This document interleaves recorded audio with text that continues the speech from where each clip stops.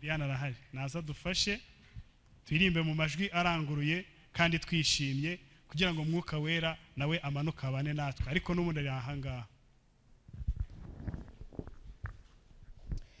Indirimbo ya 293 munsi mwiza wejejwe. Munsi mwiza wejejwe, munsi mwiza wejejwe, w'icyumweru cyo kurema wagizwe uwa karindwi, wahiriwe n'Imana. Ngwino Sabato, Sabato nziza, tubonera imigisha mu munsi uhoraho. Irangije kurema ishyiraho n'isabato, Imana irahira natwe tuyiruke. Ngwino Sabato, Sabato nziza, tubonera imigisha mu munsi uhoraho. Benshi barwanye Imana baruhuka kuwa mbere, shaka mu byanditsura sanga ntabihamya. Ngwino Sabato, Sabato nziza, tubonera imigisha mu munsi uhoraho. Abanyakuri bazi ko wahinduwe n'umuntu, ntabwo ijambo ry'Imana rikwiye guhinduka. Ngwino Sabato, Sabato nziza, tubonera imigisha mu munsi uhoraho. Nashatse mu byanditswe nsanga ariyo yategetswe, mbera ko nyiruka kuko ariyo y'ukuri. Ngwino Sabato, Sabato nziza, tubonera imigisha mu munsi uhoraho. Kubashye Imana dusenge. Twongeye gushima Mana nziza, tugushimiye kugira neza kwawe kwabanye natwe, ukaba wemeye ko twese tuva hirya no hino tukaza kuruhukira mu nzu yawe. Izina ry'Imana rw'icyubahiro. Data rero ndakwingize ngo muri uyu munsi wera wejeje ukaba umugisha, ndakwingize natwe twaje ahangaha dutahana umugisha wawe, maze ijambo ryawe nirigira icyo ritumarira turashaka kugushima. Ngaho rero bana natwe, rinde n'abataragera ahangaha nibagera ahangaha nabo bakagira icyo batahana, turagushima. Ngwino bane natwe mu izina rya Yesu.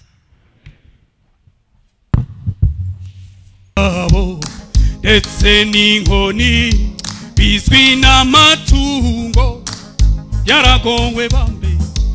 Uretse ibyo kandi ntibanakundwa, babari insuzugurwa muri rubanda.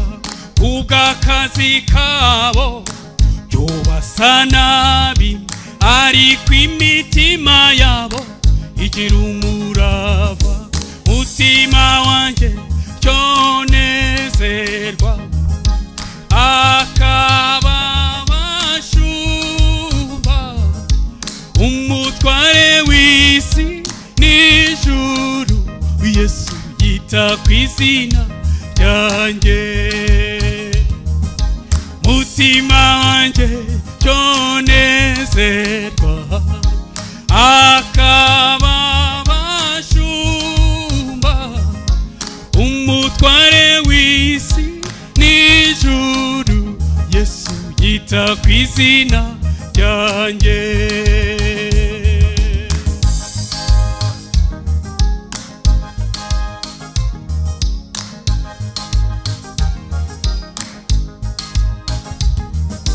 Inkuru ya Yesu mukiza w'isi, yahawe abashumba baranezerwa.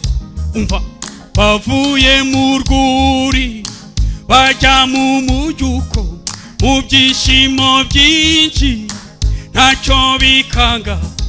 Bati umwami wacu Yesu yatuvukiye, imitima myinshi yuzura ibyiringiro. Nshuti ntukihebe, uko umeze kose uri uw'agaciro mu maso y'Imana. Mutima wanjye cyonezerwa, abashumba, umutware w'isi n'ijuru. Ni Yesu yita ku izina ryanjye. Mutima wanjye, mutima wanjye cyonezerwa, akaba bashumba, umutware w'isi n'ijuru. Yesu yita ku izina ryanjye. Dusubiremo. Mutima wanjye cyonezerwa, akaba bashumba, umutware w'isi n'ijuru. Yesu yita ku izina ryanjye.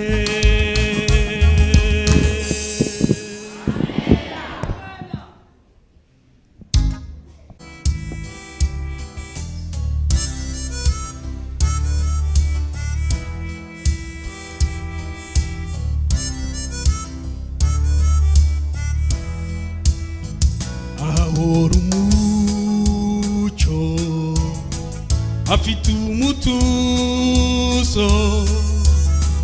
mu byaremwe hatabihungabana. Ahaba umwuka mwiza, aho amahoro aba. Ni gute utagubwa neza utuye aho? Ntabwo ari inzozi muri Siyoni, aho Imana izibanirayo n'abana bayo. Hatemba ituze, haganje neza. Ndifuza kuzaba umwe mu baziberayo. Ntabwo ari inzozi muri Siyoni, aho Imana izibanirayo n'abana bayo. Hatemba ituze, haganje neza. Ndifuza kuzaba umwe mu baziberayo.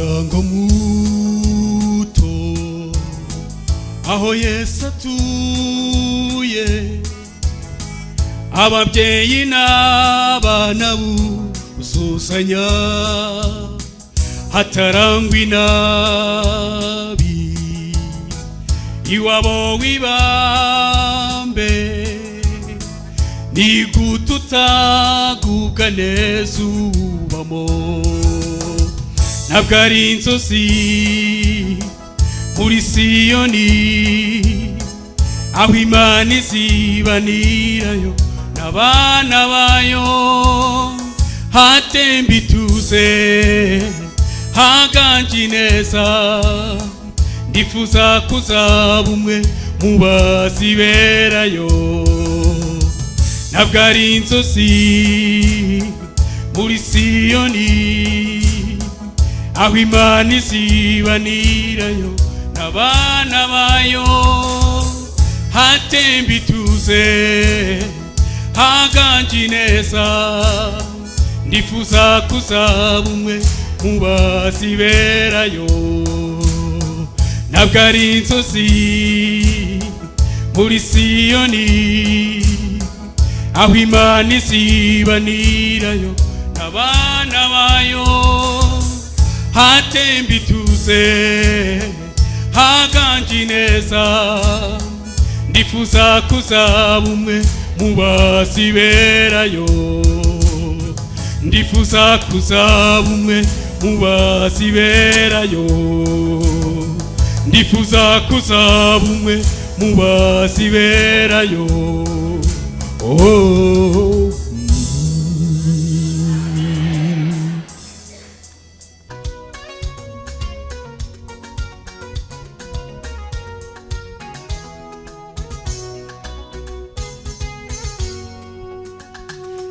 Imbanikire mu muntu wo musi nyuma yo kumuha umurimo akora umurimo wo kwita amazina ibiremwa byose Imana yaremye yaritegereje ibona byose ari byiza ishyiraho urwibutso rw'irema mbega umunsi w'umugisha umunsi w'ibyishimo umunsi w'ikiruhuko cyagenwe n'ijuru kugira ngo Imana igarure ishusho yayo muri twe mbega umunsi w'umugisha umunsi w'ibyishimo umunsi w'ikiruhuko cyagenwe n'ijuru kugira ngo Imana igarure ishusho yayo muri twe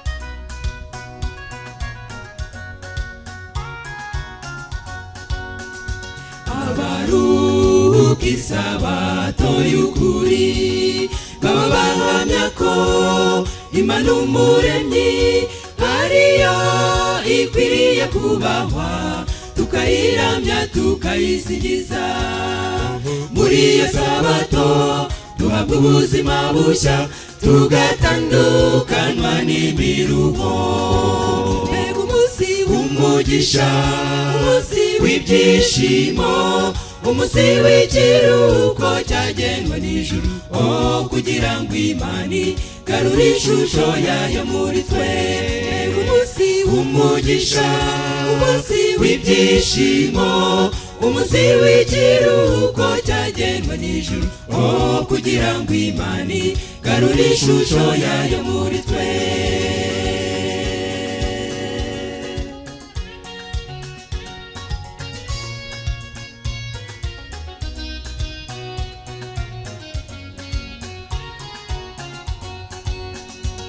uyu munsi wa karindwi tuvuga si umunsi nk'iyindi nubwo yose ingana kuko Imana yawutoranyije ngo ube ikimenyetso cy'abayubaha ikaze sabato wino mu mitima yacu uri umusogongero w'ijuru mbega umunsi w'umugisha umunsi w'ibyishimo umunsi w'ikiruhuko cyagenwe n'ijuru kugira ngo Imana igarure ishusho yayo muri twe mbega w'umugisha umunsi w'ibyishimo umunsi w'ikiruhuko cyagenwe n'ijuru kugira ngo Imana igarure ishusho yayo muri twe umunsi w'umugisha umunsi w'ibyishimo umunsi w'ikiruhuko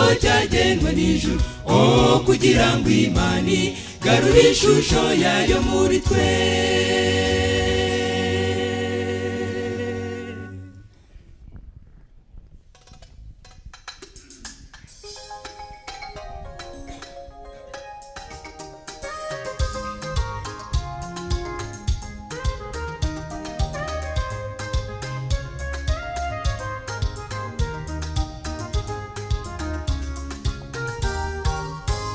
nubwo yarashaje yarafite isezerano y'uko azabyara umwana w'umuhungu iyabisezeranye ntabwo ikibeshya n'ukuri nubwo byatinda izabisohoza ku myaka 100 iby'Imana yavuze byarasohoye Aburahamu baraseka erega burya Imana yacu ni nziza niyo yonyine yo kwiringirwa yagiye itamurura umwijima tukabona umucyo maze igahindura amarira ibitwenge nta kintu cyayinanira kuko byose irabishoboye yigirira icyizere witurize erega burya Imana yacu ni nziza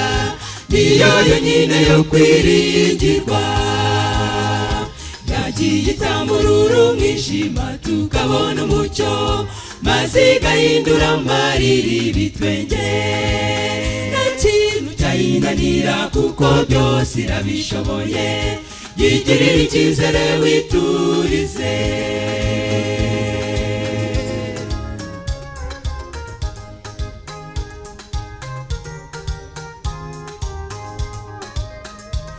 kwa Zakariya umutambyi Uwiteka bahawe isezerano ry'agahozo nubwo bari bashaje bageze mu zabukuru ijuru ryarabazirikanaga marayika ati muzabyara umwana zitwa Yohana kwa Zakariya barishima erega burya Imana yacu ni nziza niyo yonyine yo kwiringirwa yagiye itamurura umwijima tukabona umucyo maze igahindura amarira ibitwenge nta kintu cyayinanira kuko byose irabishoboye yigirira icyizere witurize erega burya Imana yacu ni nziza niyo yonyine yo kwiringirwa yagiye itamurura umwijima tukabona umucyo maze igahindura amarira ibitwenge nta kintu cyayinanira kuko byose irabishoboye yigirira icyizere witurize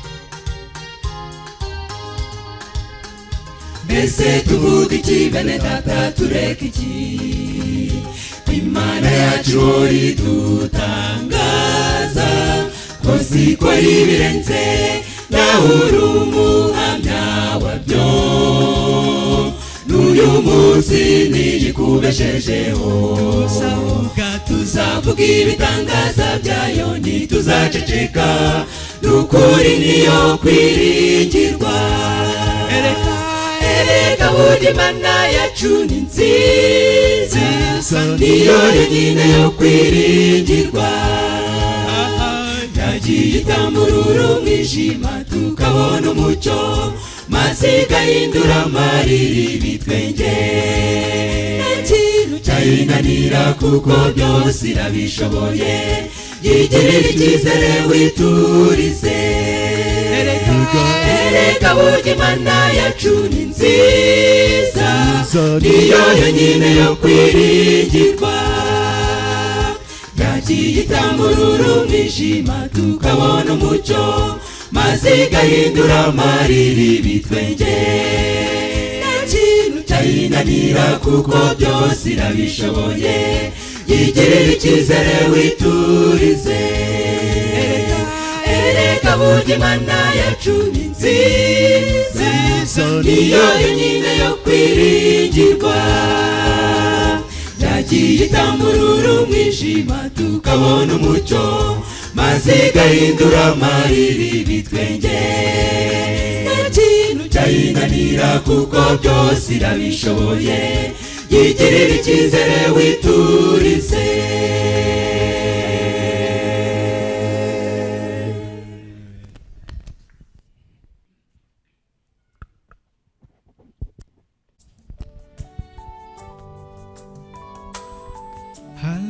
Hallelujah. Oh, hey,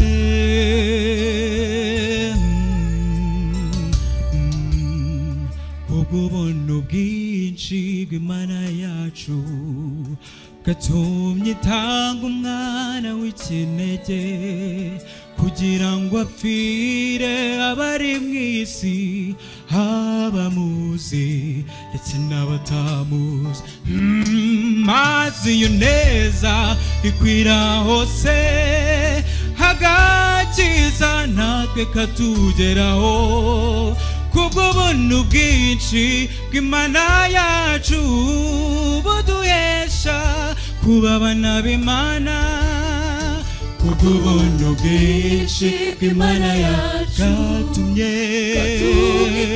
umwana w'ikinege kugira ngo apfire abari mu isi abamuzi ndetse n'abatamuzi maze iyo neza ikwira hose agakiza natwe katugeraho ubuntu bwinshi bw'Imana yacu buduhesha kuba abana b'Imana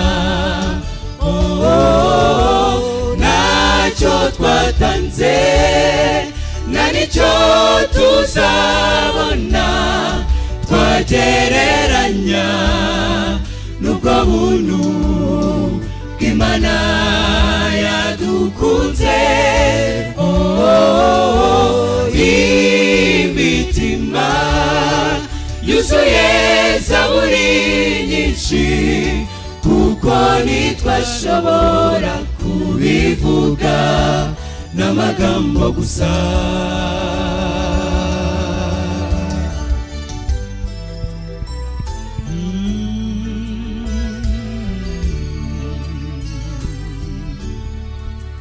ntibyari kuyibuza kuba Imana itaza kuducungura iyo ari kurema ibindi biremwa ikabihana amazina mashya ariko yakunze umuntu imucunguza amaraso yayo ishimwe cyane ntibyari kuyibuza kuba Imana itaza kuducungura iyo ari kurema ibindi biremwa bitari abantu bitari bo ariko yakunze umuntu imucunguza amaraso ishimwe cyane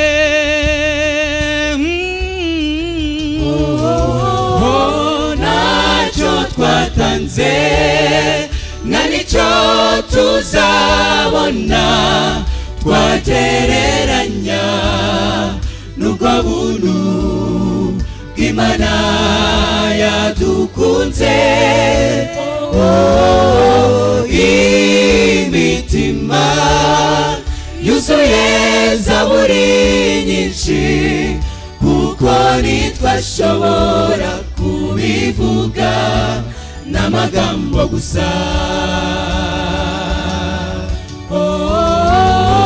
Ntacyo twatanze nta nicyo tuzabona twagereranya n'ubwo buntu Imana yadukunze. Imitima yuzuye zaburi nyinshi kuko ntitwashobora kubivuga n'amagambo gusa.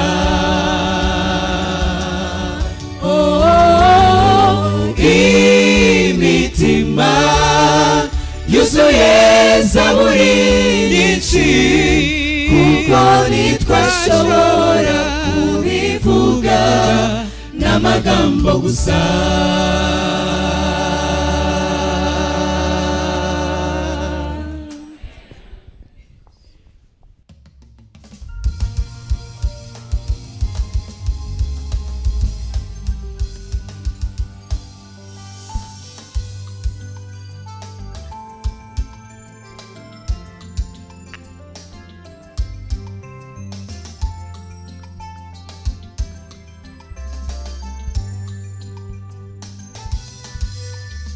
Ijambo ryayo nirizima ntigibeshya, umugambi wayo urasohora.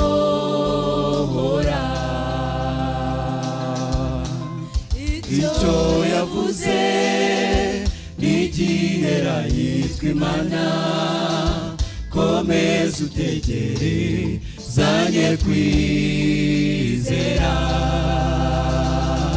No mu bihe bikomeye nikomeza imitima, kuko isezerano ryayo ari rizima.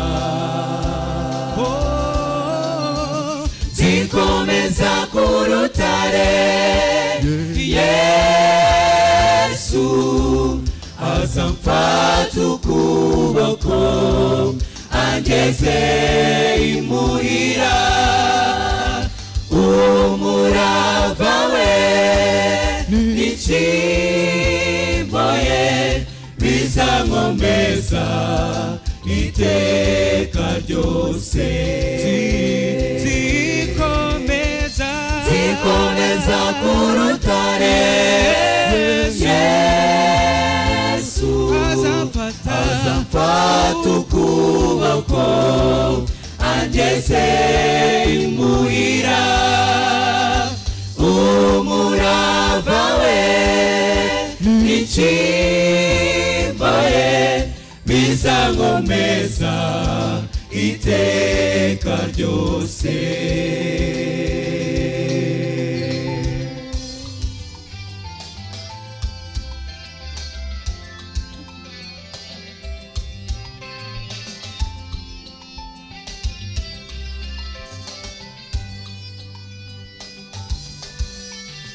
Uribireba iyo wihebye ucitse intege, kandi tegera ugu tw'amasengesho yawe. Umunsi ku wundi hatariyo ibyo bigutere utegereze ukomeye. Igihe gikwiye gisoye azagukorera ibikomeye. Nawe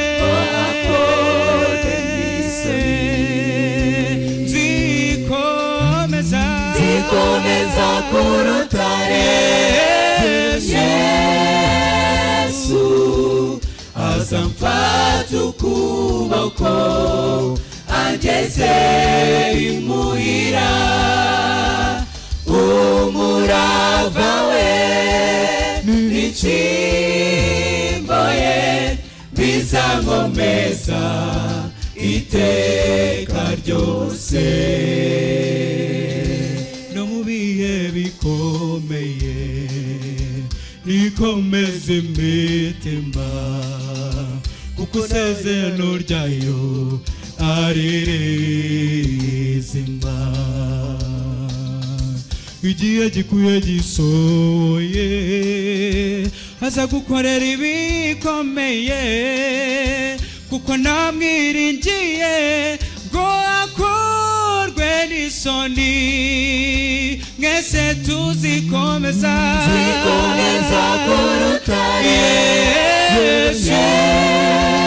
Yesu azamfata ukuboko angeze imuhira umurava we n'icimbo ye bizankomeza iteka ryose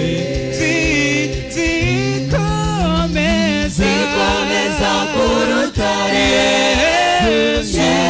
Yesu azamfata ukuboko angeze imuhira umurava we n'icimbo ye bizankomeza iteka ryose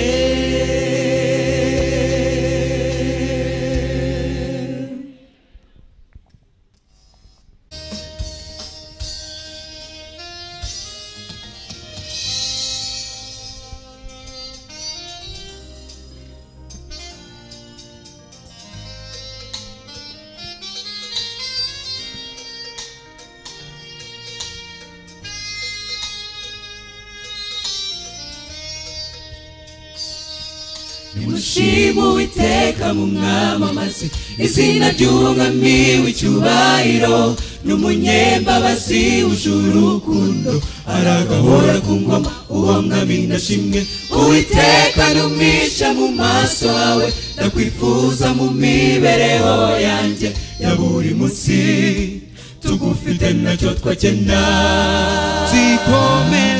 zikomeza kurutara ariwe Yesu sinzahwema kumusingiza iteka reka mushimishe indirimbo imubere umubavu mwiza zikomeza kurutare ariwe Yesu sinzahwema kumusingiza iteka ryose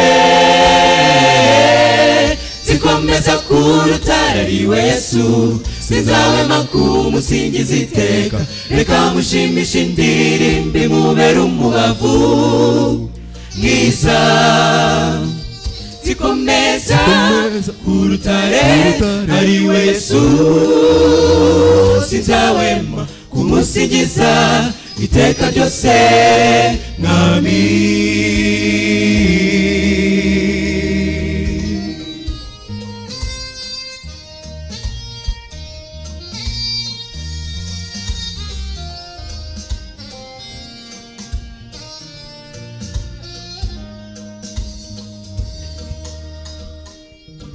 yakomeje agira tunyizera naho yapaza asuka abona ubugingo uhoraho iryo ni isezerano yadusigiye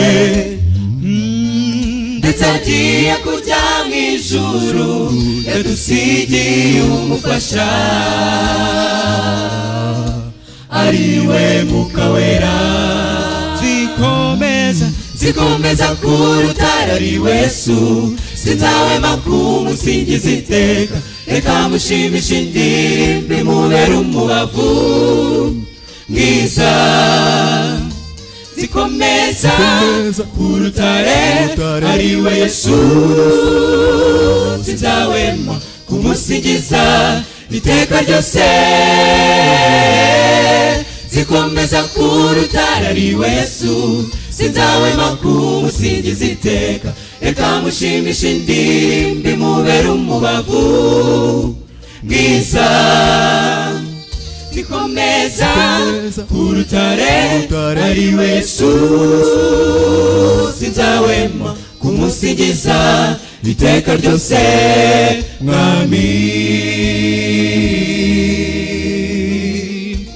Uwiteka ni wowe ukongeza itabaza ryanjye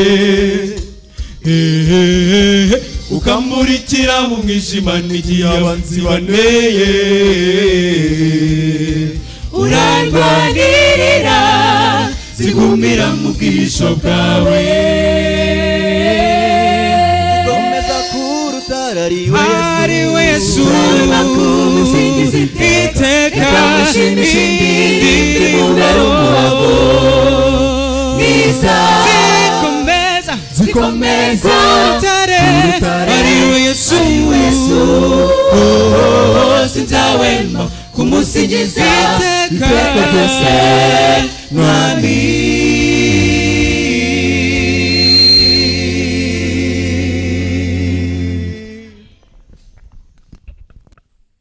Resurrection yakoze n'izindi korali zakoze Imana ibaho umugisha. Mu ndirimbo imwe baririmbye bavuze ngo imitima yabo yuzuye zaburi. Nawe wawe wuzuye zaburi. Nanjye wanjye wuzuye zaburi. Nahacu ngo tubyumve cyatubimenye. Twatangiye tutari itsinda rinini cyane twakira abashyitsi ariko wenda hari abandi baje nyuma twamaze gutangira. Hari abashyitsi barimo batari abadivantiste ngo tubakire. Amen. Amen. Uraba muzanye hino hano. Uriya naze hano hafi. Uri inyuma hari Alfo muzanye. Inyuma yawe hari. Yegere hino kari inyuma cyane. Nimumfashe tubakire.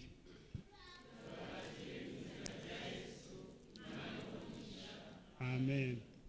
Aba badivantiste bahageze nabahe badasanzwe bateranira hano. Nabo barahari cyane Uwiteka bamugisha. Muri abo ngabo twagize amahirwe yo kuba turi kumwe n'umuvandimwe wacu. Ndabizi muramukunda uko nanjye ndamukunda. Yamfasha kegera hejuru nkavuga amazina yegeye hejuru. Turi kumwe na Bigirimana Fanuel. Ni bande bamfasha tukamwakira? Imana umugisha. Amen. Ubwo rero murumva yuko n'abataraza muri kuvugana amabwire babanguke kuko haracya ibyi turi kuva mu bwiza tujya mu bundi. Reka twakire umwigisha wacu atambuke nyuma yaho turabwira gahunda uko zimeze. Mwe muretse kugenda twageze mu masaha yera uyu munsi nukumva impumuro y'isabato. Reka turarikire Daniel atambuke. Imana imuhumugisha. Esashimwe kadushima Imana.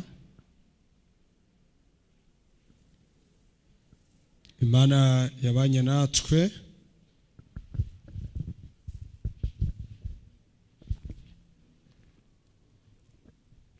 muri ibi byumweru bibiri turi gusoza. Izina ry'Imana rihimbazwe. Rero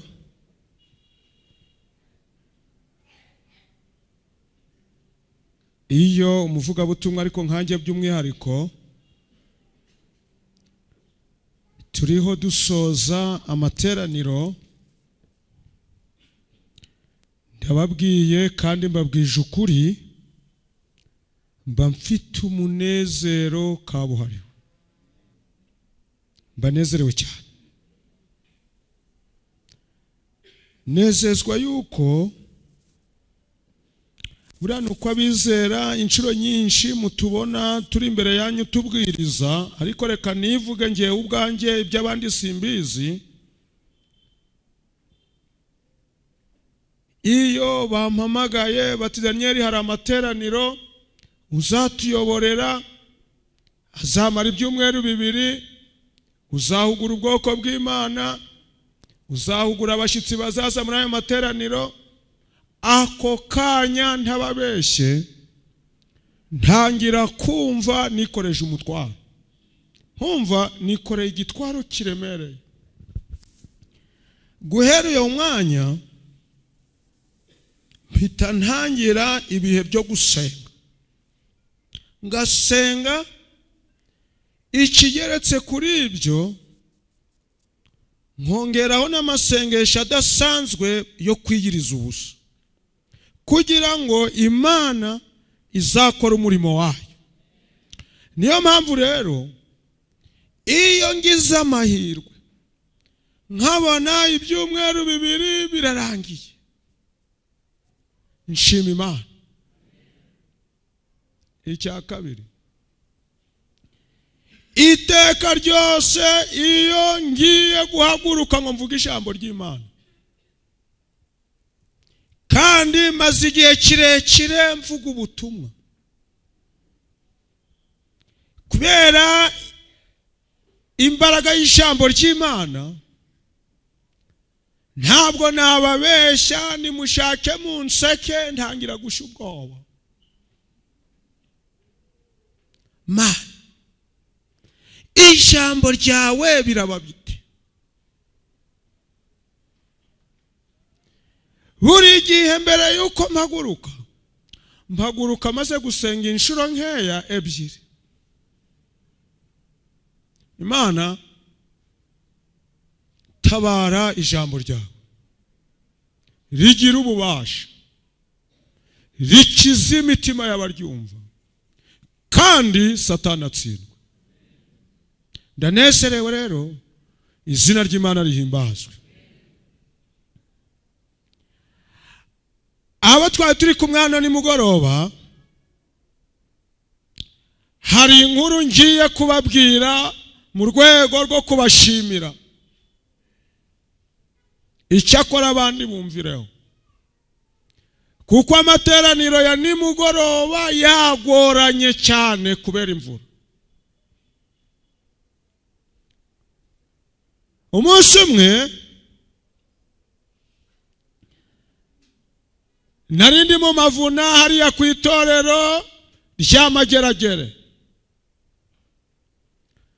ndabwiriza, ndakomeza ndabwiriza. Icyumweru cya mbere kirangiye kwa nyuma mu gitondo, numva umukuru w'itorero asigaje inama y'itorero. Ati inama y'itorero nisiga, kandi umubwiriza we yihangane, abari kota akazuba adutegerereze hanze. Nicara hanze ndi kureba inyoni ni harya ku musozi, inama ibamo. Mbona isaha irashize, ngiye kubona mbona umwe arasohotse arampamagara ati ngwino inama iri kugushaka. Divuna ryarapfuye, bagiye kunsezerera. Nicaye mu nama, barambwira batumva rero, uyu mwanya twafashe icyemezo, kandi icyemezo twafashe ucyumve. Ibyigisho byose byatambutse muri iki cyumweru turagutegetse ubisubiremo byose.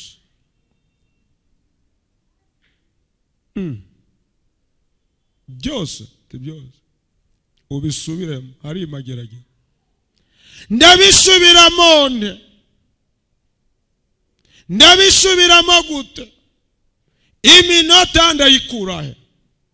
Bati rero wowe emera kubisubiramo, kuwa nyuma mu gutangira isabato turamenyesha bizera ko bose ejo baza bariye ko bazirirwa hano. Nawe rero uzaza wariye kandi wahaze, uzabwiriza kuva mu gitondo izuba rirenge uri kubwiriza. Icyo gihe nari nkiri umusore, nikubita imfubyi wiyibwiriza kurira, nzabwiriza. Bizera barabategura rwose, bamaze kubategura bizera ejo ku isabato bari babategetse ko saa 2 baba bageza batangira kubasobanurira bigisha icyigisho kibanza ngo babe bari kuza bicare neza saa 2 n'igice hafi saa 3 isaha bayikubisemo bati Danieli tuguhaye umwanya rero Danieli mbwiriza icyigisho cya mbere abizera bakabaza korari karirimba kabwiriza icya kabiri bikagenda gutyo bakabaza korari karirimba mbwiriza icya gatatu mbwiriza icya kane mbwiriza icya gatanu mbwiriza icya gatandatu ibyo nariye byose bimvamo biba birashize ntangira gufatwa n'isereri Imana kubera iki watumye nemera tangira gufatwa nareba bizera nkabona nibikezi keza mfata meza ndakomeza ibibwirizwa bibiri bisoza nabirangije Hamana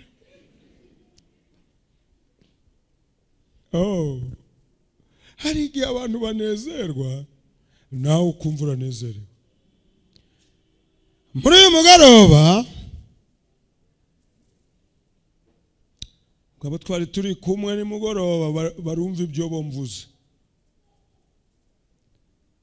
tugiye kwigana ijambo ry'Imana mbere yuko turyiga muhaguruke dusenge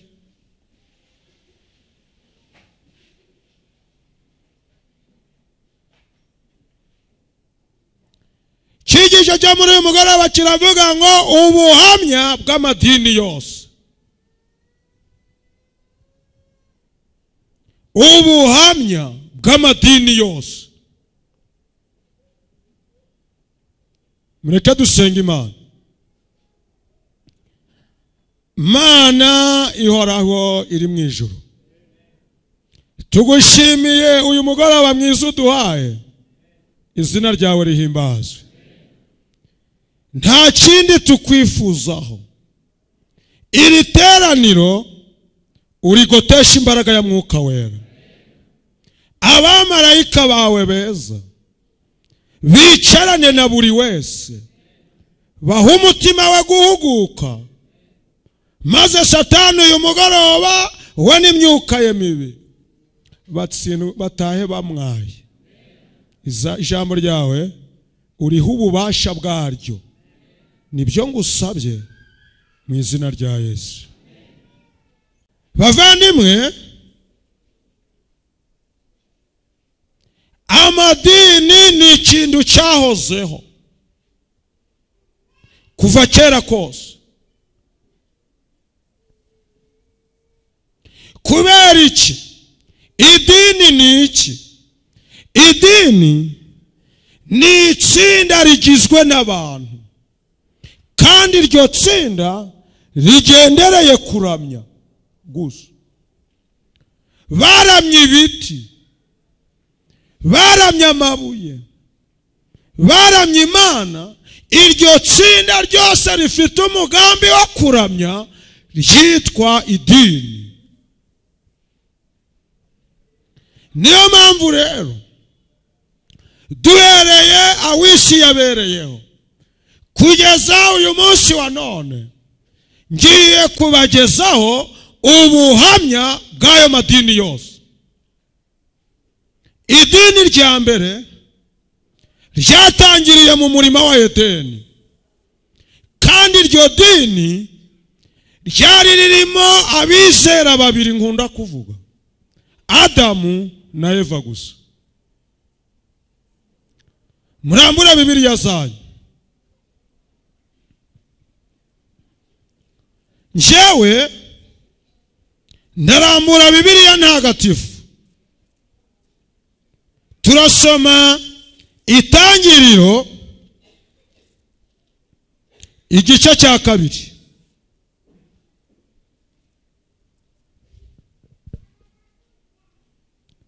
umurongo wa mbere haravuga ngo ijuru n'isi n'ibirimo byose byashojwe kuremwa bityo ku munsi wa karindwi Imana isoza umurimo yakoraga, nuko kuri uwo munsi wa karindwi iruhuka umurimo yari imaze gukora. Imana iha umugisha umunsi wa karindwi, irawiyegurira kuko ari wo munsi yaruhutseho umurimo wose yari imaze kugenza gute gukora.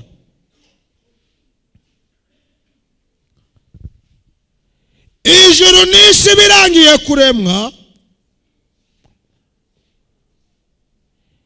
Imana iri kumwe n'abizera babiri. Imana irangije imirimo yayo, Bibiliya iravuze ngo Imana iha umugisha umunsi wa karindwi, irawiyegurira, iraweza kuko ariho yaruhukiyemo imirimo yayo yose. Ubwo ni ubuhamya bwo mu murima wa Edeni. Mu murima wa Edeni batugaragarije yuko umunsi wa karindwi utandukanye n'indi minsi yose. Icya mbere urera, icya kabiri wahawe umugisha, icya gatatu Imana yarawiyeguriye. Kwiyegurira yawukuye mu yindi minsi, kuwiyegurira bisobanuye iwugira uwayo bwite. Hano muri Bibiliya ntagatifu rero baranditse bati umunsi wa karindwi Abisirayeli bawitaga isabato. Nguwo umunsi Imana yiyeguriye ni umunsi w'isabato. Kandi ubuhamya buturutse mu murima wa Edeni bwemeje ko uyu munsi utandukanye n'indi minsi yose dufite. Indi minsi ntabwo yera, indi minsi ntabwo yahawe umugisha, indi minsi yose ntabwo Imana yayiyeguriye keretse umunsi w'isabato wa karindwi.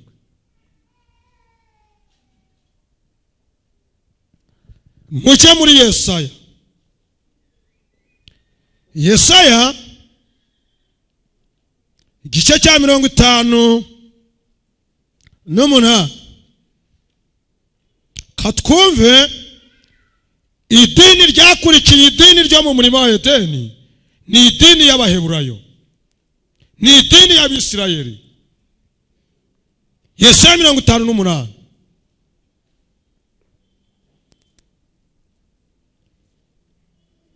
haranditswe ngo murongo wa 13 haravuga ngo nuhindukira ntukandagire iki. Iyo ni inama Imana yahaye Abaheburayo ibinyujije mu muhanuzi Yesaya. Hitirara mw'Abisirayeli mwe, nimuhindukira, mu yandi magambo nimucumura, ariko ntimugacumure, ntimugakandagire isabato.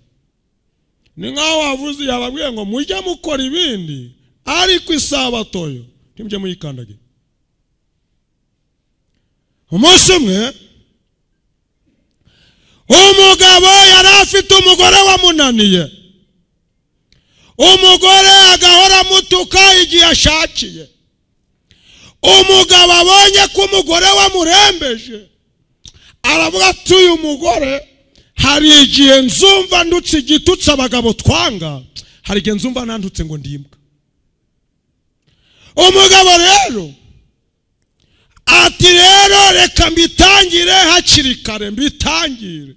Ati wa mugore we urandembeje kandi nta n'icyo bimbwiye, ariko icyo ngusabye ni kimwe, uzakomeze unduke uko ushaka, uzakomeze unduke n'ibitutsi ushaka, ariko ndakubwiye ngo uzambabarire ntuzanduke ngo ndimbwa. Umugore akibyumva atyo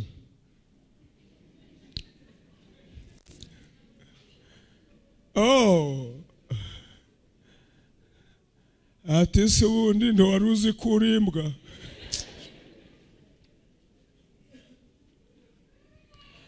Umugabo hese avuga ati koko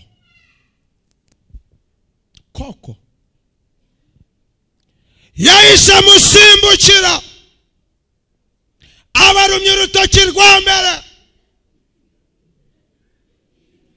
arukura, asimbukira izuru ry'umugore we arikura. Ati uyu munsi imbwa urayibona koko. Umugabo arushe kumuca ibice by'umubiri ari kubiruma n'amenyo, azamuka hejuru y'inzu afite inyundo, atangira gukuraho amabati. Umugore yirukira ku kagari, Executive aza yihuta nawe. Executive ati wa mugabo we ubaye iki? Umugabo hejuru y'inzu nta kindi yasubizaga, yaramokaga gusa. Wa mugabo we ugize kibazo ki? Kugeza igihe inzu yayirangirije. Hano rero Bibiliya nayo iravuze ngo mwa bwoko bwanje mwe, nubwo waba waramenyereye gukora ibyaha bingana ute, ariko Imana iravuze ngo nuhindukira uje witondera isabato, tugakandagira isabato. Guhindukira no gucuma, uje ucumura mu bindi, ariko nugera ku isabato ufate feri, ibisazi bikuvemo bihagarare.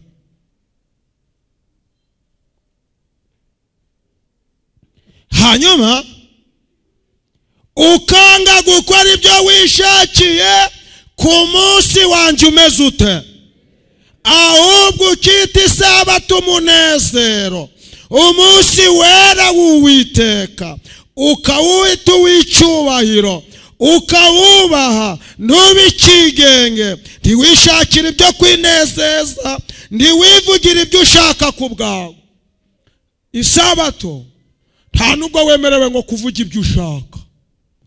Oya, ni umunsi wera tuvugaho iby'Imana gusa. Umurongo wa 14, nuko uzishimira Uwiteka, nanjye nzaguha kurambagira mu mpinga z'igihugu, kandi nzagutungisha gakondo ya sogokuruza Yakobo, akanwa k'Uwiteka niko kagenjeje gate. Amen. Nuhindukira muvandimwe, bizera batuye hano i Kigali, rimwe na rimwe mukunda kwitwaza ko muri mu buzima bugoye, ariko umwanditsi yaranditse ngo unzitwaza igihumbi nta na rumwe ruzagenza gute, ntarwo. Ntabwo wavuga ubukene. Yesu Kristo yahindutse umukene ku bwacu, yemeye gukena nawe. Natwe rero tugomba kwemera gukena nk'uko yakennye. Nuhindukira ntukigere ukanagira isabato. Murambure mu butumwa bwiza bwanditswe na Luka, twumve idini ya gatatu ya Gikristo, dini ya Isirayeli. Ivuze yuko isabato munsi wera, nta muntu ugomba kuvuga icyo yishakiye, nta muntu ugomba gukora icyo yishakiye, kandi uyu munsi ukawita uw'icyubahiro, ntubikigenge. Luka igice cya 4, katwumve ubuhamya bw'idini ya Gikristo. Haranditswe ngo ab'i Nazareti bashaka kwica Yesu. Umurongo wa 16 w'igice cya 4, aje i Nazareti iyo yarerewe. Ku munsi w'isabato yinjira mu isinagogi nk'uko yagenjeje ate. Kandi Bibiliya iravuze ngo arahagarara ngo asome. Teraniro muri hano muri uyu mugoroba, kuba warahisemo kweza umunsi wa karindwi ntabwo wibeshe. Oya, hano Bibiliya iravuze ngo Yesu ajya i Nazareti ku isabato yinjira mu isinagogi. Baranditse ngo nguko yamenyereye. Akamenyero k'umukiza wacu na Yesu yasengaga ku isabato. Kandi Yesu yaravuze ngo mugere ikirenge mu cyanjye. Yesu umunsi yasengagaho ni ku isabato, nta wundi. Niko kari akamenyero ke. None reka nkubaze, wowe wumva ushaka iki? Kandi kuri iyi sabato baratubwiye ngo Yesu niwe wabwirije. Abwiriza kuri iyi sabato, arahagarara ngo asome. Murambure mu byakozwe n'intumwa. Cyigisho cyo muri uyu mugoroba kiravuga ngo ubuhamya bw'amadini yose. 13 umurongo wa 42. Mutwe w'amagambo uravuga ngo Pawulo yigisha mu Antiyokiya y'i Pisidiya. Umurongo wa 42. Bagisohoka barabinginga ngo bazongere kubabwira ayo magambo ku isabato igenjeje ite ikurikiyeho. Umurongo wa 44. Ku isabato ikurikiraho ab'umudugudu hafi ya bose bateranira kumva ijambo ry'iki. Kandi umubwiriza yari Pawulo. Bashitsi batugendereye muri uyu mugoroba, mwaje kwifatanya natwe gutangira isabato. Uhereye mu murima wa Edeni ukagera ku Bayuda ari b'Abisirayeli, ukagera kuri Yesu, ukagera ku ntumwa ze, bose nta wundi munsi basengaga bari abanyesabato. Pawulo nawe yasengaga ku isabato. Niwo wari umunsi we wo gusenga. Musome ku murongo wa mbere w'igice cya 13. Haravuga ngo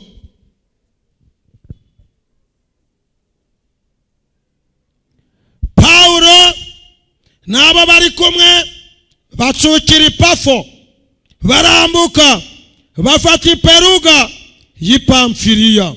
Yohana abasigayo asubira i Yerusalemu. Umurongo wa 14.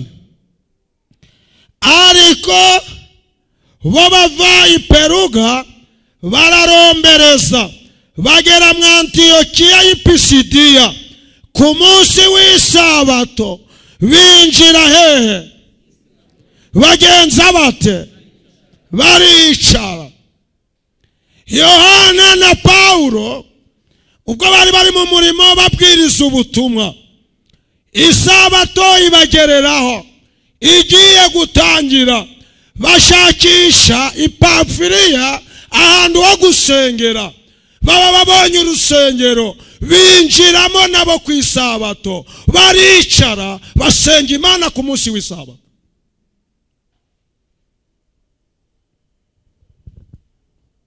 Barasenga. Ubu rero n'ubuhamya bw'ababanye na Yesu bagakorana nawe. aba ba Yohana babanye na Yesu mu buzima bwe bwose. Pawulo n'umwe Yesu yiyeretse. Nabo rero umunsi basengaga nta wundi n'umunsi w'isabato. Byakozwe n'intumwa igice cya 16.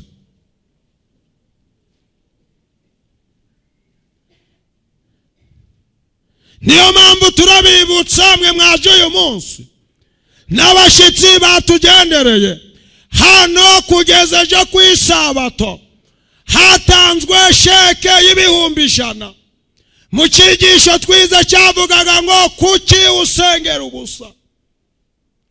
Abashitsi bose babajijwe ikibazo bahabwa n'umwanya wo kujya kugitekerezaho uzagisubiza azatwara iyo sheki iri hano. Ariko kugeza ubu nta numwe ndabona. Byakozwe n'intumwa igice cya 16.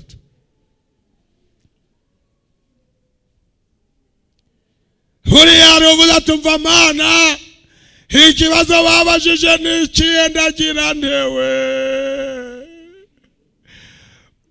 Ukibazo wari uhari cyangwa uze ngikubwire nugishobora witwarire ibihumbi 100 byawe. Ati n'iminsi maze ndi kwiruka ku mafaranga sha wamubwiriza we.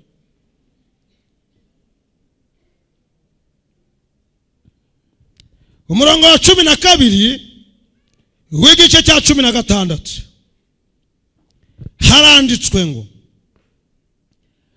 tuvayo tugera i Filipi n'umudugudu wa mbere wo mu ntara y'i Makedoniya wubatswe n'Abaroma bahimukiye.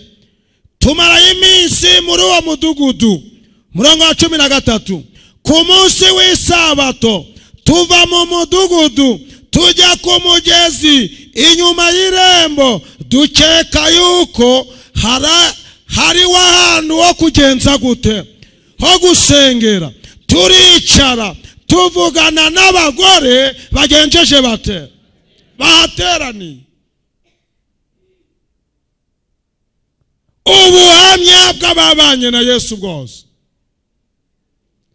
nusoma Bibiliya witonze yose abantu bose b'Imana by'ukuri umunsi basengaga nta wundi n'umunsi wo kwisabato. Nta wundi.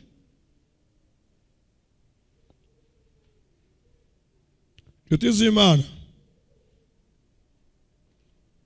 mwihutire mu byakozwe n'intumwa igice cya 17. Haranditswe ngo umurongo ni wa mbere 17 umurongo wa mbere banyura mw'Amfipoli no mw'Apoloniya bagera i Tesaloniki hari w'isinagogi y'Abayuda. Murongo wa 2 nuko Pawulo nk'uko yagenjeje ate nk'uko yamenyereye yinjira muri bo ajya impaka nabo mu byanditswe ku masabato angahe. Ntabwo ari ku cyumweru. Hano Bibiliya irongera iravuze ngo Pawulo yari yaramenyereye mu kamenyero ke gusenga no kuruhuka nawe ku isabato. Abigishwa ba Yesu bose umunsi bari baramenyereye wo gusenga n'umunsi w'isabato. Yesu nawe umunsi yari yaramenyereye n'umunsi w'isabato. Ubuhamya bw'amadini yose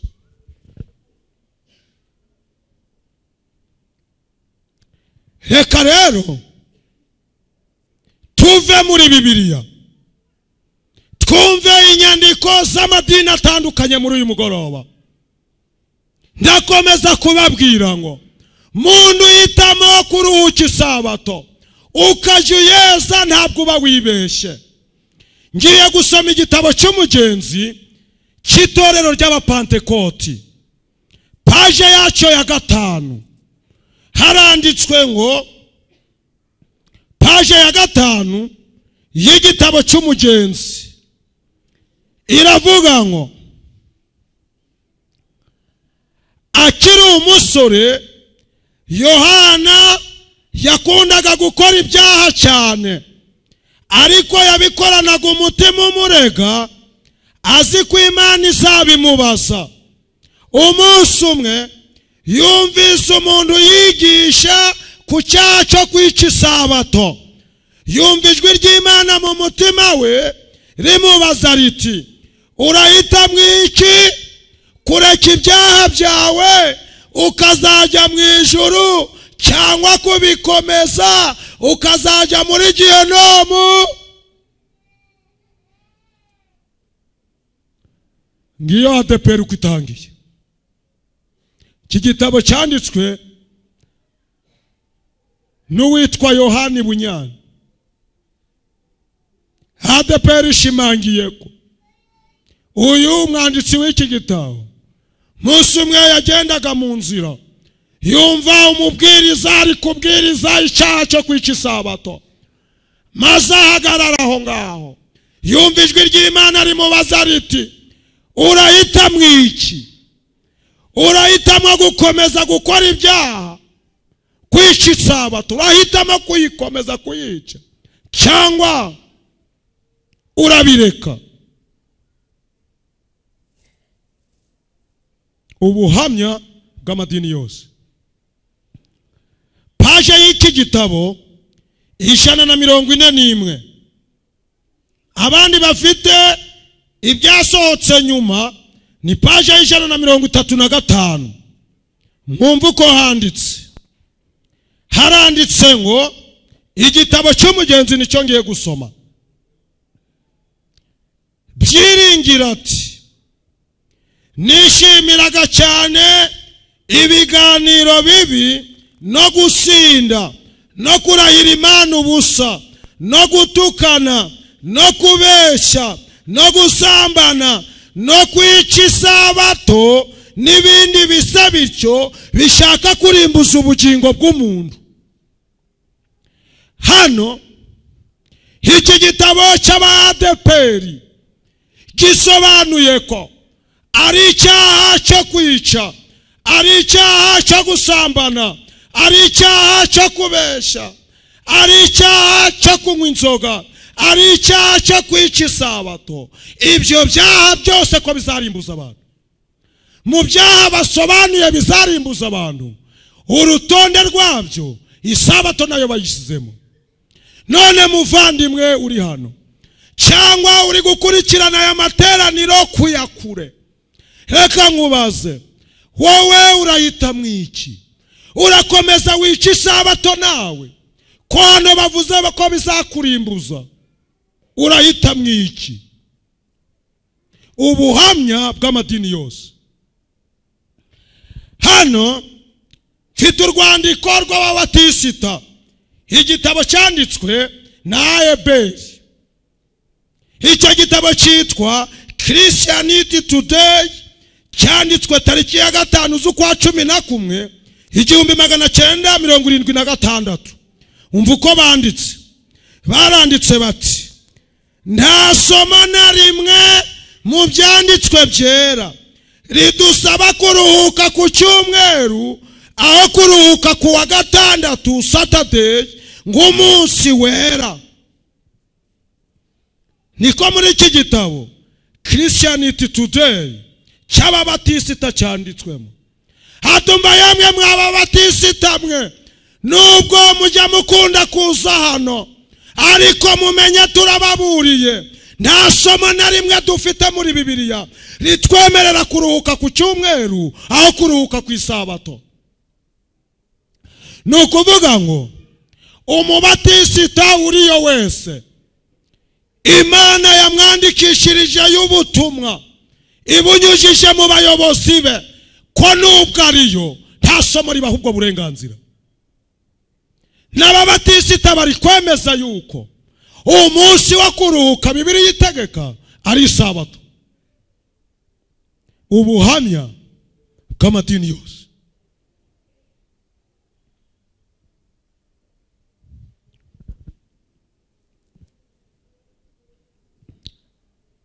hano mfite korowani y'ikinyarwanda.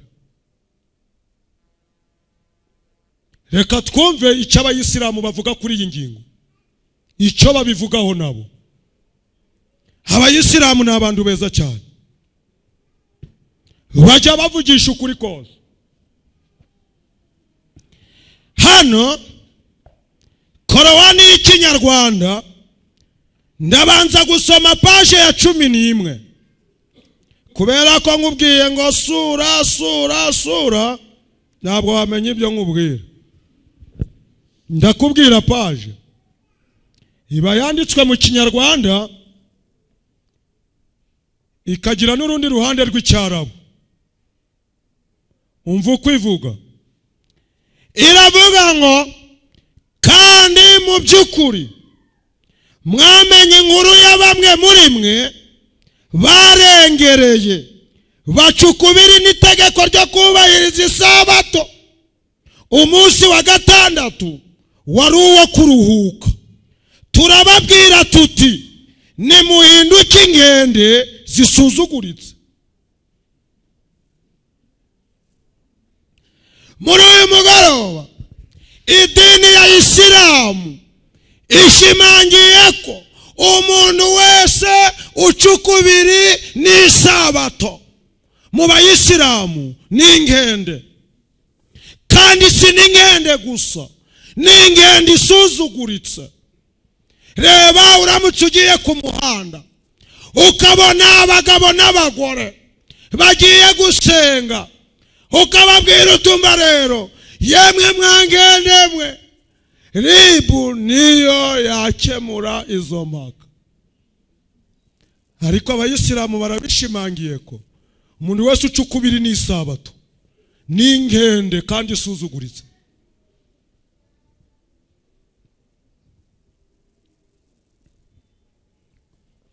Kadusome paje 107. Iravuga ngo ni muri korowani y'ikinyarwanda paje 107. Ho havuga iki? Haranditswe ngo yemwe ari kitabu, abayahudi n'abakristo mwe, nimwemere ibyo twahanuriye Muhamadi biri muri korowani, kandi bikaba bihamya ibyo musanganwe muri Taurati no mu Ivanjiri. Bagibati ibyo turi kubabwira twabibwiwe na Muhammad, ariko namwe bakristo murabisanganywe mu Ivanjiri yanyu. Umva ibyari byo. Mbere yuko twonona mu maso hanyu hagasigara hasa nko mwirugu ryanyu, nta mazuru akiriho, nta minwa nta n'amaso mugifite, ahari imbere tukaharebesha inyuma, cyangwa tukabavuma nguko twavumye abantu barenze ku itegeko rirebana n'isabato, kandi icyo Allah ategetse kiba kigomba gukorwa. Abayisilamu batumva rero, nimukomeza kwica isabato, tuzabavuma mu maso hanyu hahinduke nko mwirugu, duhindukize umutwe wanyu. Mu yandi magambo, ntabwo nzigiye abayisilamu bazabikorera gufata abantu bose basuzugura isabato, bagafata imitwe yabo bakayikaraga, bagakuraho amazuru n'iminwa, bakajya bagenda marishariyeri.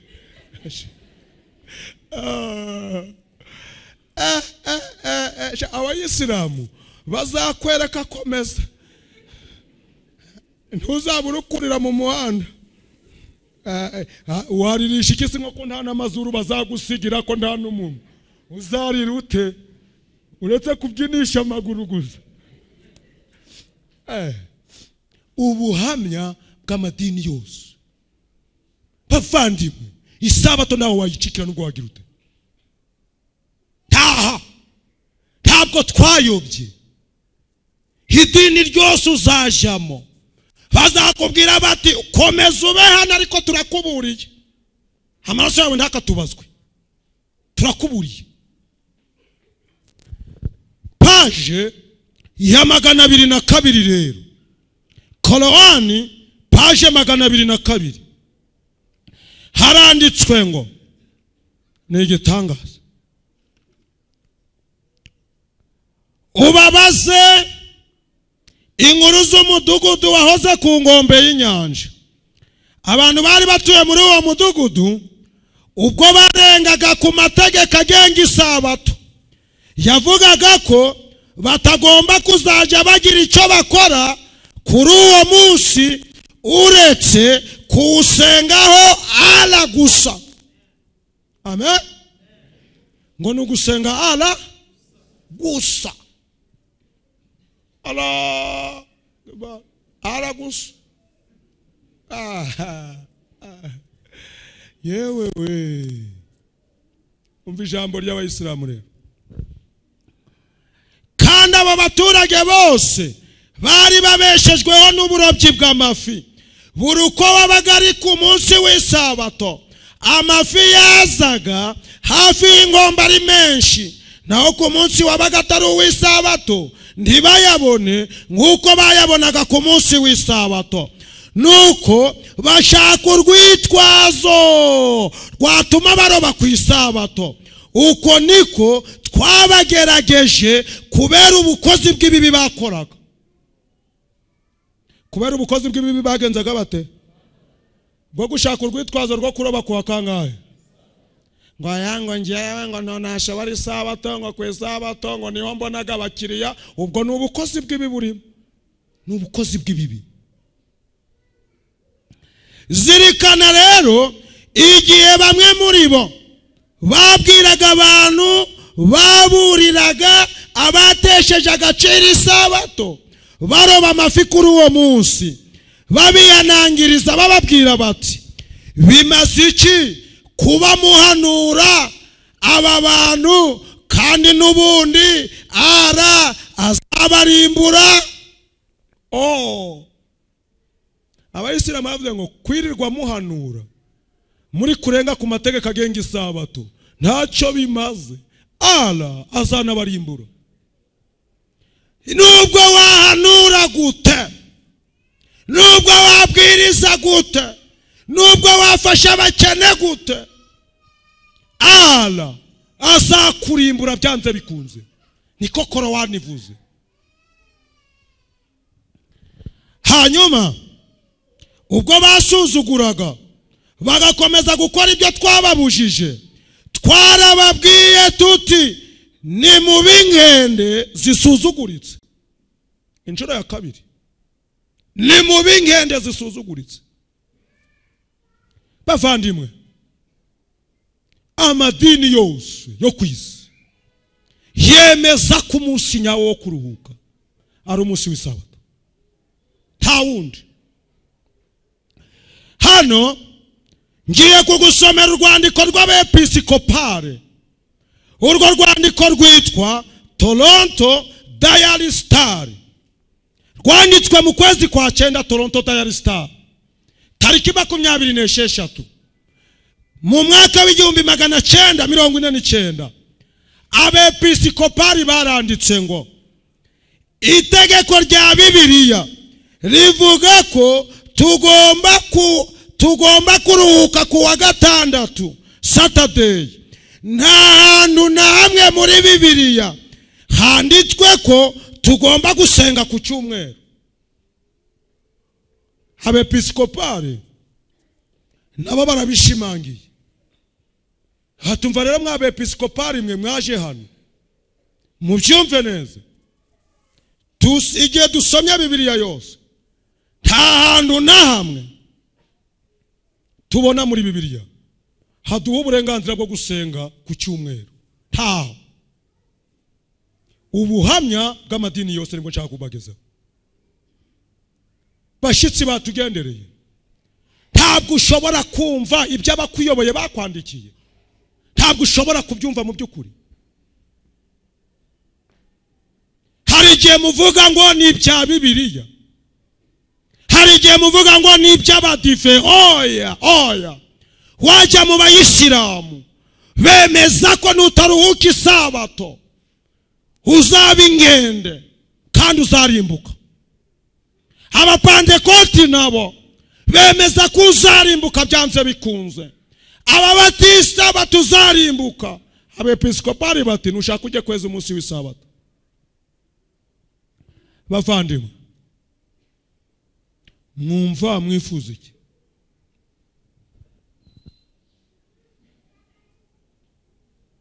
Reka mbabwire, nimushake mwumvira ijambo ry'Uwiteka. Imana ntabwo ibesha. Niyo mpamvu muri uyu mugoroba navuze ni mpendahende buri wese. Igihe uhamagarirwa kweza isabato, nta kinyoma kibirimo, ntacyo. Ubuhamya bw'amadini yose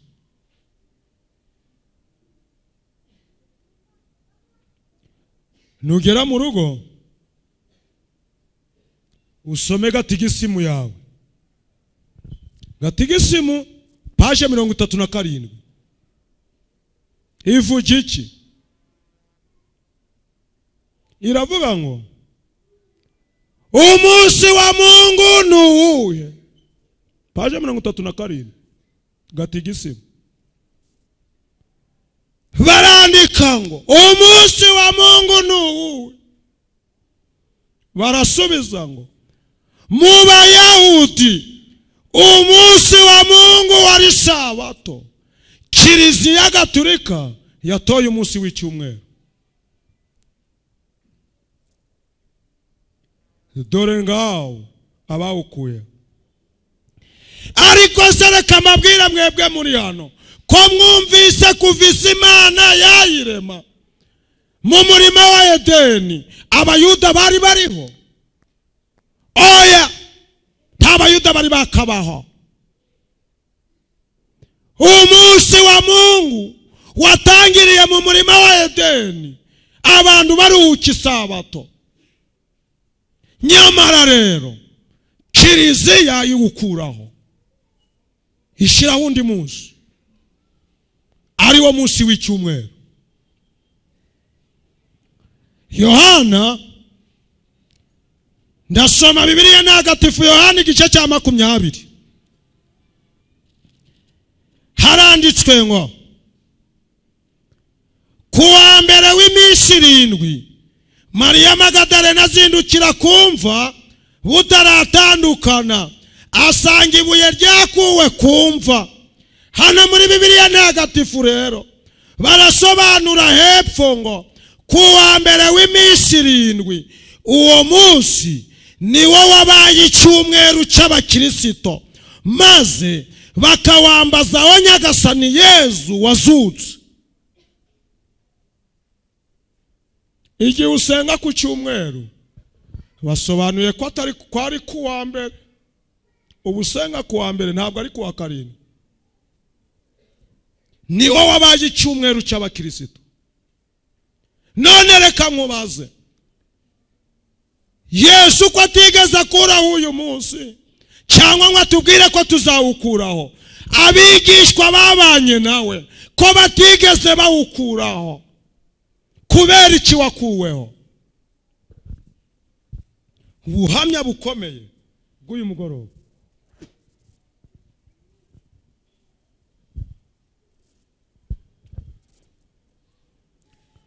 Hano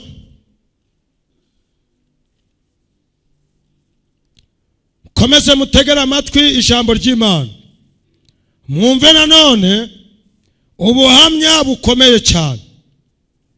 Bavandimwe, ndababwira mukuri nkomeje, koresheje ijambo ry'Imana, umuntu wese wumva ko agomba kubaha Imana akwiye kweza umunsi w'isabato.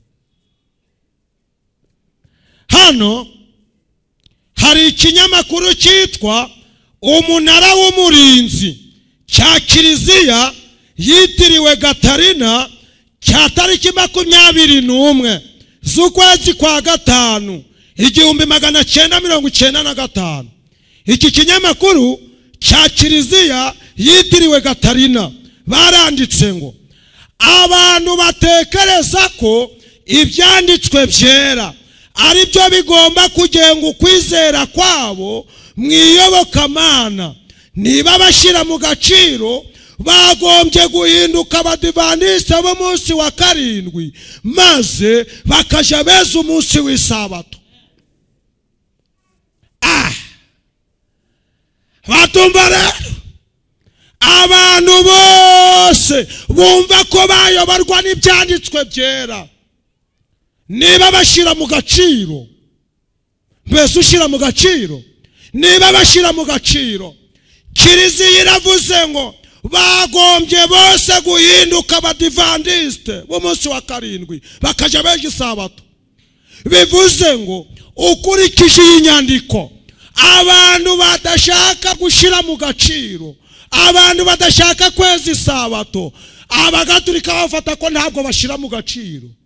Niba ushyira mu gaciro, jya kweza isabato, jya mu badive. Niba wumva ko ijambo ry'Imana rigomba kukuyobora, mwe muteraniye hano, nta handi barangiye abashaka kugengwa n'Imana n'ijambo ryayo. Kiliziya ibarangiye mu badive. Bavandimwe mwakwiyizira. Umuntu akubwira ati hano turi tuzumirwa, atari ko tukurangira aho utazumirwa. Ni mu badive. Niko ikinyamakuru cya Kiliziya yitiriwe Gatarina kitwa Umunara w'Umurinzi kikwihanangirije kiti nukomeza kubaha uzibonera ubuhamya bw'amadini yose. Nagusomera sinkagira gute, ngusomera iby'Abangirikani, ntabwo mwava hano. Ugenda usoma igitabo cy'Abangirikani cyitwa Amasengesho y'Abakristo, paje yacu y'112. Kuri icyo gitabo baranditse ngo pasitoro w'Abangirikani yarari kwigisha bizera amategeko 10 y'Imana, maze ageze ku itegeko rya 4, abizera baramuhagarika bati pasitoro hagararira aho ngaho. Icyo dusabye, turasaba kugira ngo Imana idushoboze kujya tweza iyo sabato kuko yatunaniye. Pasitoro ngo abizere bamaze kuvuga gutyo, muri icyo gitabo cy'Abangirikani cyitwa Amasengesho y'Abakristo, paje 112, ukibaza Abangirikani urumirwa. Pasitoro nawe aravuga ngo Imana ibibashoboze, ariko kubera Satani bakomeza kwiyicariraho. Wahungira he? Isabato uzi ngo wayihungiraye.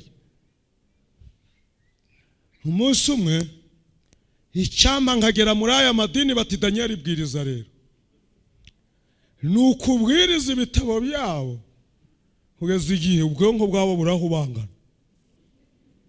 Ntibimuri masha murahejeje.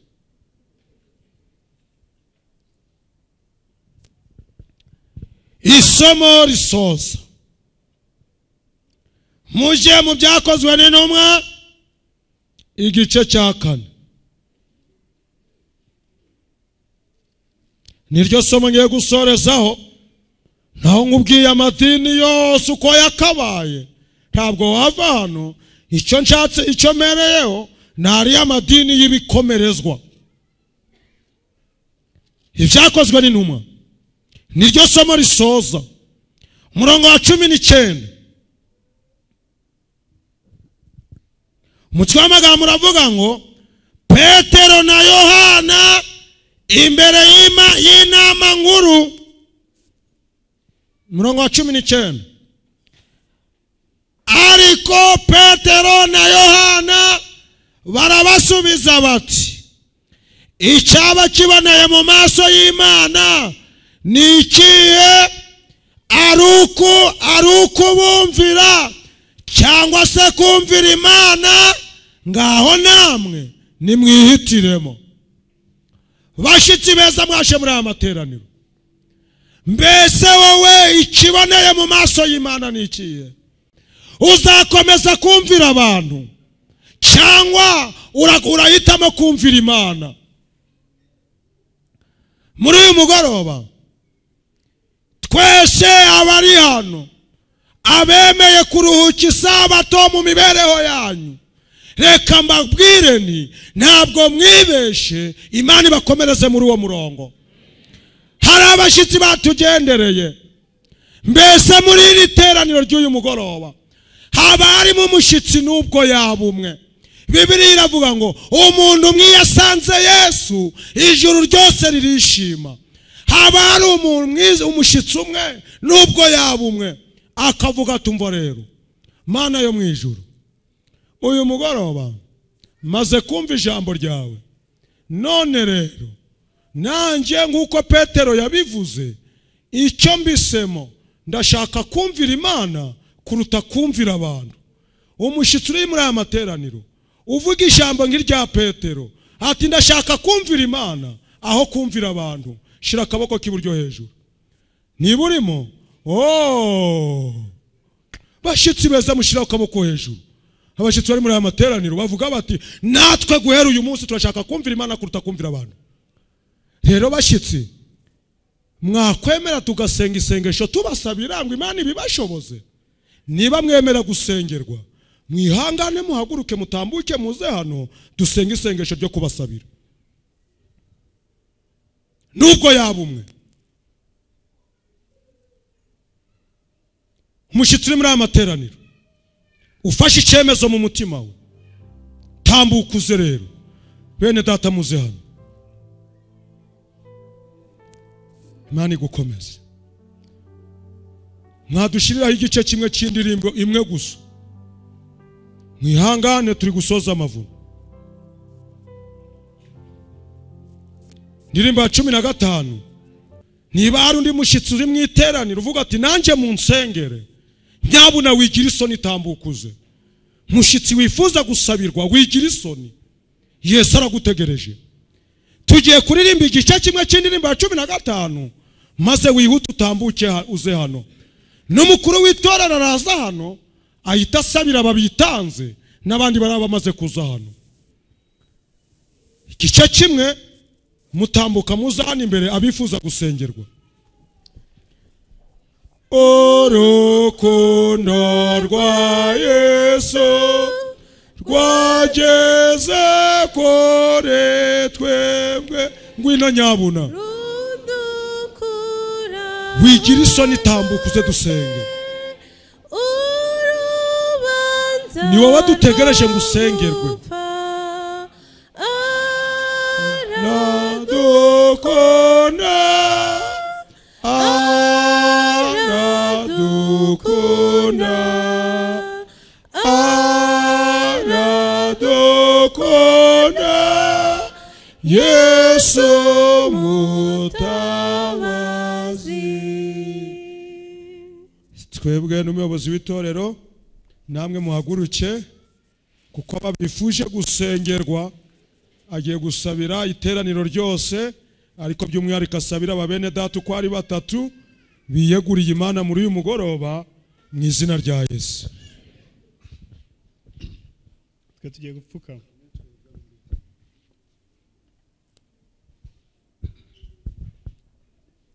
Uwiteka Mana nziza, Imana ikomeye, data twese, watunize niko kwabanye natwe, hagogero kandi himbazwa. Uri Imana nziza, uri Imana data ujatwandikirishije ukuri. Nuko niba ku ngoma byose byaravuzwe kandi byose twarabyumvise, igisigaye n'agakiza kawe ngo inumanukwane natwe.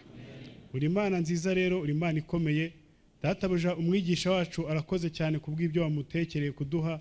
Nukuri data atubwiye amagambo menshi kandi meza, bigaragaye ko twatsinzwe. Nukuri nyago ku ngoma isabato yera, isabato ya data buja ni umunsi wera. Ndakwinze nyago ku ngoma ngo buri muntu wese uri ku isi umuhe data buja gutekereza ku isabato. Uri Imana igira neza, uri Imana y'urukundo. Hari bene data hanga data batsinzwe n'ukuri kwawe, barakwiyeguriye, bumvishe ko data buja bashaka kuba mu ruhande rwawe, kandi data buja dusobanuye yuko uba mu ruhande rwawe ateze isabato data buja uwo ngowo nta kuri arimo. Ndakwinze nyago ku ngoma ngo abangaba bigaragarishe data buja gorogoroka baza hangaha, ube mu ruhande rwabo ubigaragarize. Satani n'umurwanya ariko ntago ari umuneshi. Ubu ngubu data buja agiye kubatera, abatera databuja kubariganya abavanamo ukuri bemeye. Ni ukuri nyagwa ku ngoma ndabasaba Mwuka Wera ngo abasanga bagire neza abakomereze mu kuri kwawe. Uri Imana igira neza, reka databuja natwe twamenye ukuri kwawe kera. Ni ukuri nyagwa ku ngoma Satani aradutera akaturiganya agashaka kubidukuramo, ujye umutsinda mu mibereho yacu.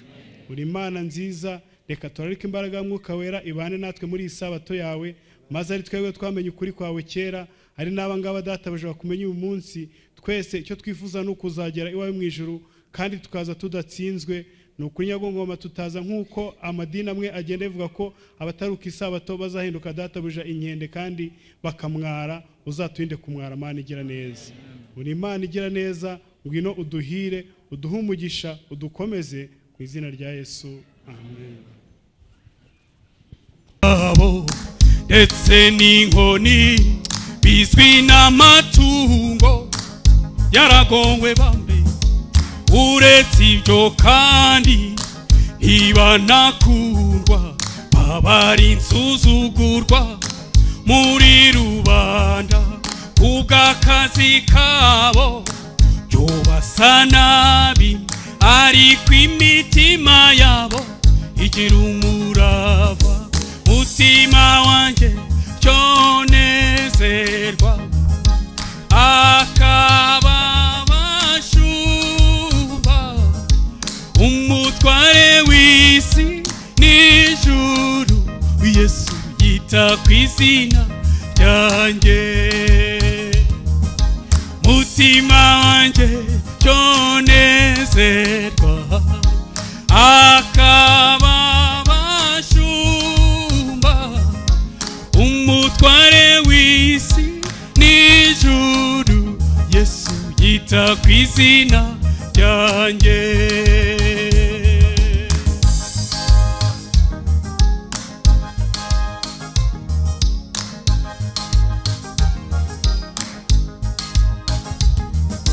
Inkuru ya Yesu mukiza w'isi yahawe abashumba baranezerwa, umva bavuye mu rwuri bajya mu mujyuko, mu byishimo byinshi ntacyo bikanga, bati umwami wacu Yesu yatuvukiye.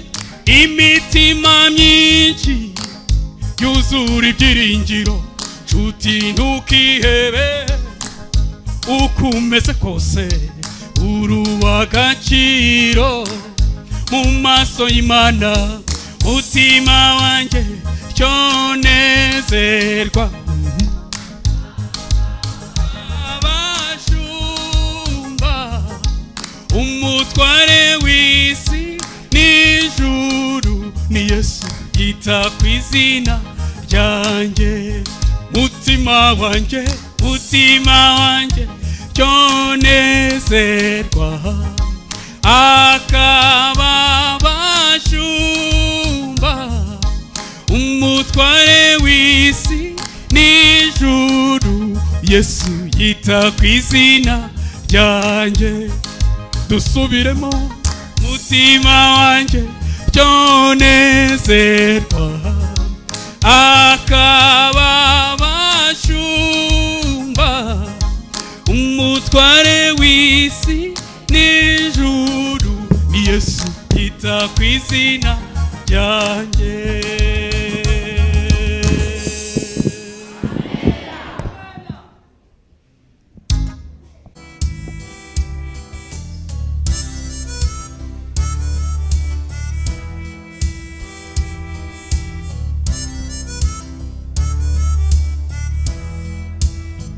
Ahora umucyo afite umutuzo, mu byaremwe hatabihungabana, ahaba umwuka mwiza, aho amahoro aba. Ni gute utagubwa neza utuye aho?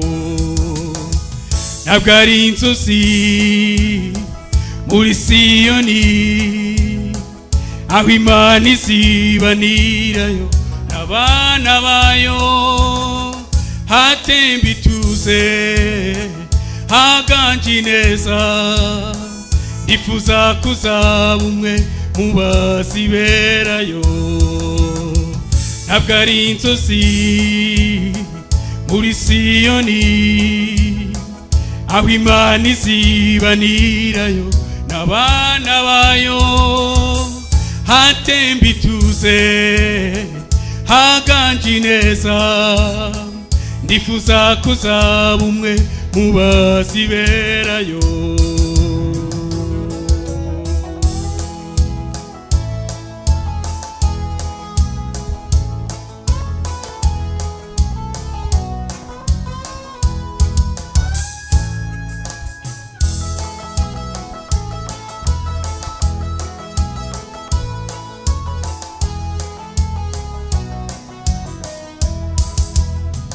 umuryango muto aho Yesu atuye ababyeyi n'abana buzuzanya hatarangwa inabi iwabo wibambe nigute utagubwa neza ubamo ntabwo ari inzozi muri Siyoni aho Imana izibanirayo n'abana bayo hatemba ituze haganje neza ndifuza kuzaba umwe mu baziberayo ntabwo ari inzozi muri Siyoni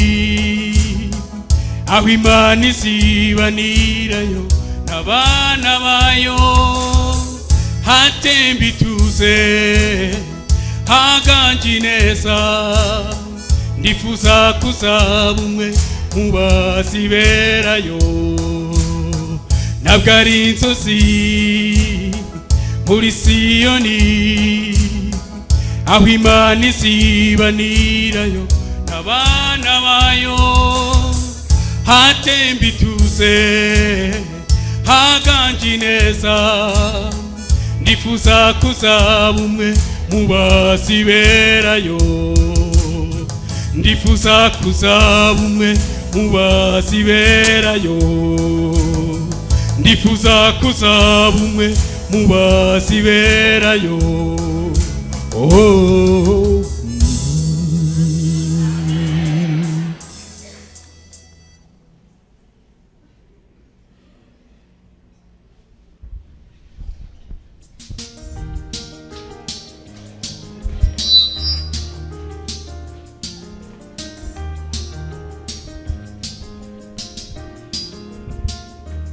twese tugerageze kuririmba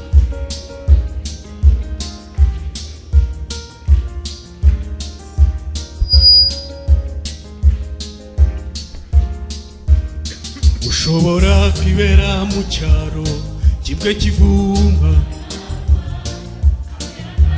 terambere ukahabuka naramba ni kimwe nuko ushobora kuba uba mu mujyi umuzwi cyane ukamenya kubana n'abandi ubuzima bugakomeza ariko aho wabutuye hose hariho icyo utakwihanganira kuba mu nziva biragatsindwa n'amahoro yibonekamo y'abagasozi k'iwacu gasangiraga umushinga wo kubaka inzitava gahindutse irembo ry'ijuru ye baba mbega amahoro kwibera mu nzitava y'abagasozi k'iwacu gasangiraga umushinga wo kubaka inzitava gahindutse irembo ry'ijuru ye baba mbega amahoro kwibera mu nzitava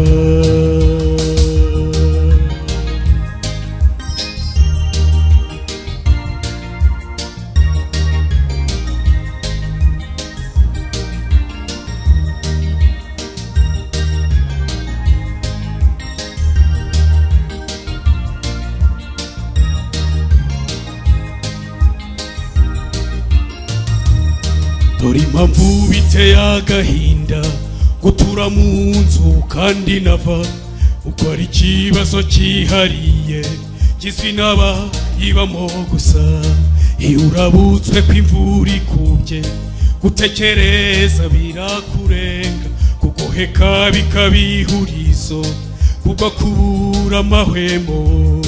Nyamara abaturanyi n'abakubona baba bakubwira ko wahiriwe kuko batazi ingorane zawe, nabyo bikagushavuza umutima. Iyo abagasozi k'iwacu gasangira ku mushinga wo kubaka inzu itava,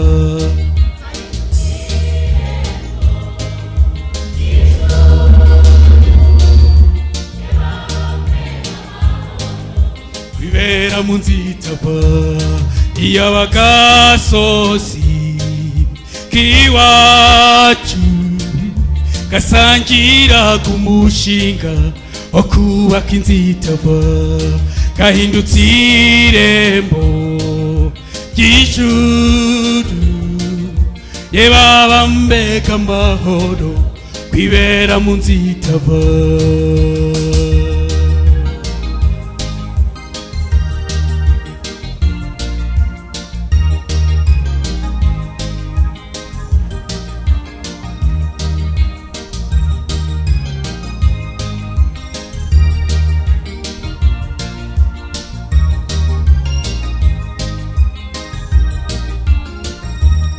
Kugira ubwenge n'iby'igiciro, kuba umutunzi ntako bisa, ariko umutima utarimo Yesu uwo nguwo ni nka yanziva. Iyo ibyo dutunze bikeya cyangwa se byinshi mu rugo iwacu, Yesu ari we shingiro rya byose, ntitwakabaye mu ntambara.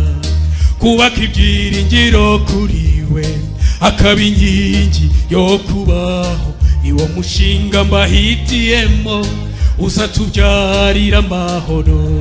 Iyo abagasozi k'iwacu gasangira ku mushinga wo kubaka inzu itava, gahindutse irembo ry'ijuru.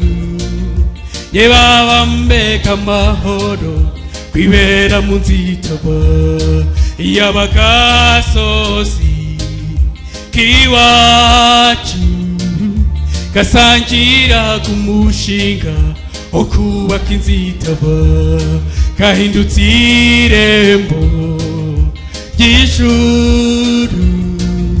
Ye baba mbega amahoro kwibera mu nzu itava. Ye baba mbega amahoro kwibera mu nzu itava. Ye baba mbega amahoro kwibera mu nzu itava. Ntizarangira zisigaye imwe.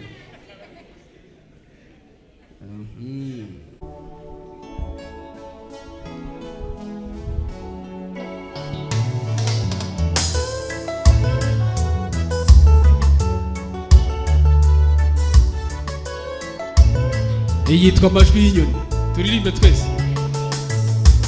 Umbuye amajwi y'inyoni z'igitondo kizahoraho, wa munsi Imana izimika amahoro arambye. Tujyane twese. Umbuye amajwi y'inyoni z'igitondo kizahoraho, wa munsi Imana izimika amahoro arambye. Ijoro uko ryamera kose ritera ubwoba buri gihe, ubwo waryama ukaruhuka nta muntu n'umubaho ubyifuza.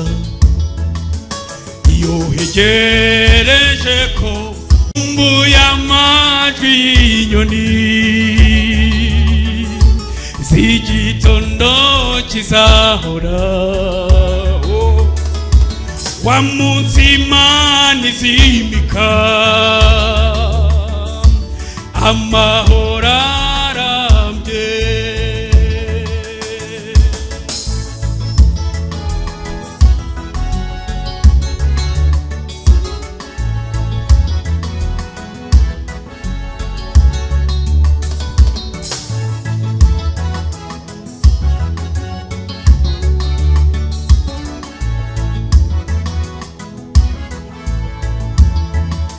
Intambara ni nyinshi cyane